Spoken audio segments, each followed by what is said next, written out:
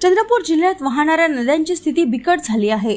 चंद्रपुरातून वाहणाऱ्या इरई आणि झरपट या दोन नद्या तर गटारगंगा झाल्या असून वर्धा आणि वैनगंगा या मोठ्या नद्याही प्रदूषित झाल्या आहेत। अलीकडेच प्रयागराज येथे झालेल्या कुंभमेळ्याच्या निमित्ताने नद्यांच्या स्वच्छतेचा विषय समोर आला। या पार्श्वभूमीवर अभ्यासकांनी चंद्रपूर जिल्ह्यातील नद्यांच्या स्थितीचा अभ्यास केला। त्यात गंभीर चित्र पुढे आले आहे।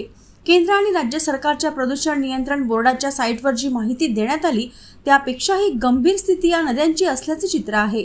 चंद्रपूरचा विचार करता इथे शहरातून इरई आणि झरपट या नद्या पूर्णतः दूषित झाल्या आहेत। या दोन्ही नद्यांमध्ये उद्योगांचे रसायन सोडले जात असल्याने त्याचे पाणी वापरण्यायोग्य राहिलेले नाही। जिल्ह्यातील उमा, अंधारी या नद्यांची स्थिती वेगळी नाही।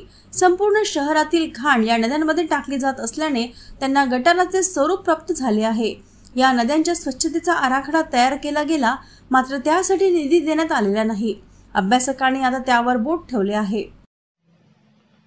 दर 2-3 वर्षानंतर महाराष्ट्र प्रदूषण नियंत्रण मंडळ आणि केंद्रीय प्रदूषण नियंत्रण मंडळ नद्यांचा अभ्यास करतं आणि नद्यांचा अभ्यास करून नदीच्या कुठलं जे पात्र आहे, कुठला भाग हा जास्त पोल्युटेड आहे, त्याच्यात 1, 2, 3, 4 कॅटेगरीमध्ये ते प्रकाशित करते।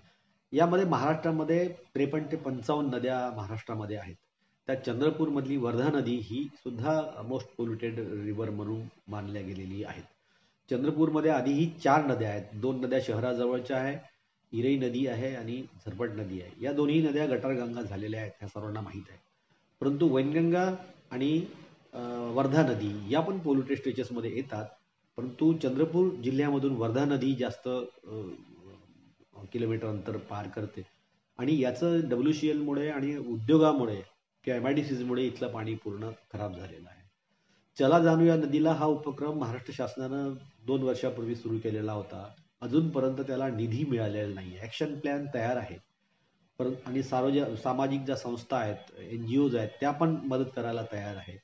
आम्ही इरईचा अभ्यास केला आणि अजून त्याला फंड मिळाला नाही। तर सर्व फंडिंगच्या अभावी सर्व ज्या नद्या स्वच्छता अभियान आहे हे पडू नये आणि नद्यांचं जे प्रदूषण आहे ते तसंच आहे किंवा काही वाढलं पण आहे, अनेक ठिकाणी वाढलेलं आहे आणि याच्यामुळे अनेक लोकांना रोगराई पण झालेली आहे। आणि म्हणून आमची विनंती आहे शासनाला की शासनाने निधी द्यावं आणि नदी स्वच्छता करावं, कारण नदीला आपण जीवनवाहिनी म्हणतो, आपण त्याचं पाणी पितो आणि ज्या लोकांनी, प्रशासन आणि लोकप्रतिनिधींनी समस्या ह्या उचलायला पाहिजे, याला विधानसभेमध्ये लोकसभेत मांडायला पाहिजे, तर या समस्येवर इलाज होऊ शकतो, अन्यथा होणार नाहीये। तर यानंतर तरी कमीत कमी निधी मिळावा आणि सर्व नद्या स्वच्छ व्हाव्या। चिमूर तालुक्यात उमा नदी ही प्रसिद्ध आहे।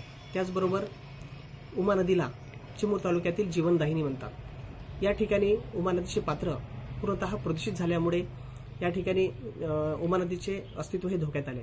त्याचबरोबर उमा नदीच्या पात्रामध्ये अतिक्रमण वाढल्यामुळे उमा नदीला मोठ्या प्रमाणात या ठिकाणी सुरून लागलेलं आहे। त्याचबरोबर उमा नदीचा उपसा होत नसल्यामुळे उमा नदी ही उमा नदी नाही राहिली, तर ह्या उमा नदीला नाल्याचे स्वरूप प्राप्त झाले। त्याच्यामुळे उमा नदीचे अस्तित्व टिकवण्यासाठी प्रशासनाने काळजी घेणं आवश्यक आहे, तसेच या उमा नदीचे पुनरुज्जीवन करणे आवश्यक आहे।